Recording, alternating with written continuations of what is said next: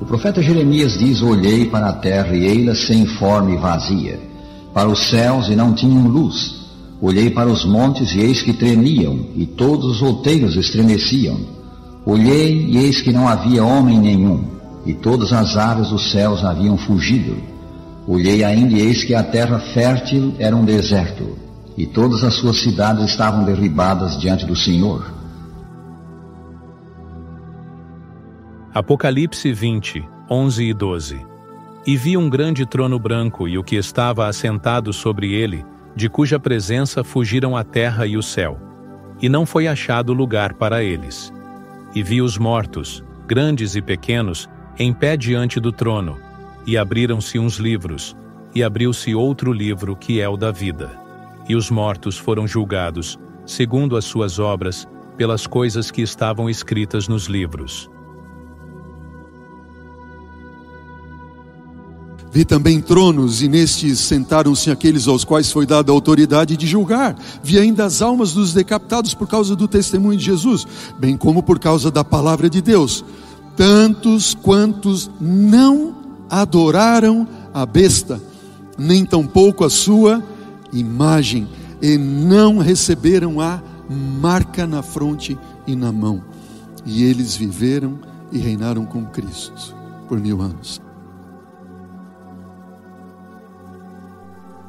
Olhei e eis o Cordeiro em pé sobre o monte Sião, e com ele estavam 144.000 que tinham escrito na testa o nome do Cordeiro e o nome de seu pai.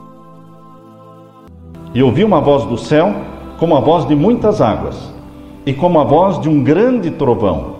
E ouvi uma voz de arpistas que tocavam com as suas harpas, e cantavam um como cântico novo diante do trono, e diante dos 4 seres viventes e dos anciãos. E ninguém podia aprender aquele cântico, senão os 144.000 que foram comprados da terra.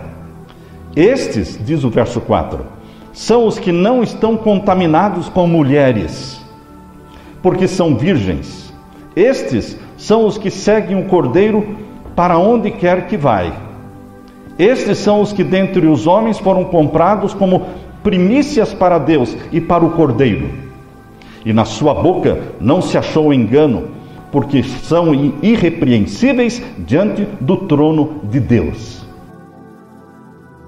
Durante os 1000 anos, os salvos estarão com Cristo no céu e se ocuparão do julgamento dos ímpios. Uma outra atividade, além de reinar com Cristo, será de julgar. Foi dado a eles a autoridade de julgar. Dado a quem? Aos salvos. Então, se eu e você formos salvos pela graça de Cristo, nós iremos julgar os perdidos, julgar os ímpios. Esse período de 1000 anos é um período de juízo. É o que nós chamamos de juízo de comprovação ou comprobatório. Quem nós iremos julgar?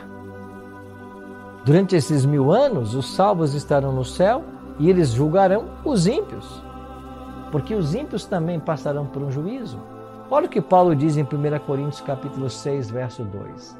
Ou não sabeis que os santos hão de julgar o mundo?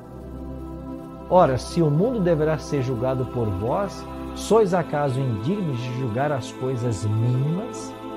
Os santos vão julgar o mundo. Paulo usa a expressão aqui mundo em alusão aos ímpios, aos perdidos.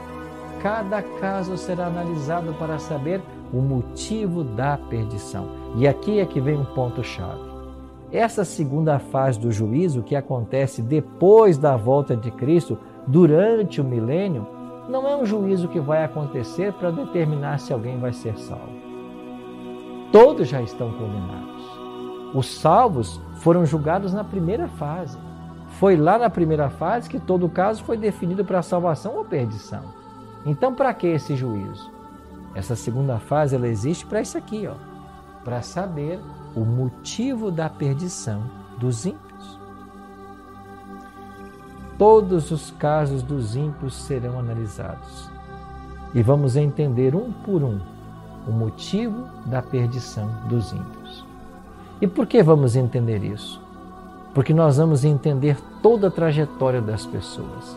E quando nós percebermos pelos registros que existem no céu, e veja que Jesus falou que até de cada palavra que a gente profere, a gente vai dar conta no dia do juízo.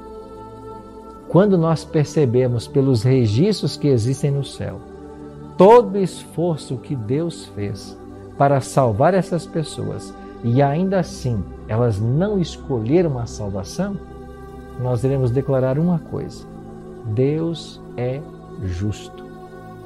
E como um Deus justo, Ele salvou os que desejavam a salvação e Ele condenou os que não desejavam a salvação. É por isso que eu sempre digo: só vai para o céu quem quer. Quem não quiser, não vai. Então, durante esse milênio, os 1000 anos, os salvos vão estar no céu reinando com Cristo. Os ímpios continuam mortos. Satanás vai estar preso pelas circunstâncias. Não tem ninguém para enganar, para tentar. A terra vai estar desolada e vazia.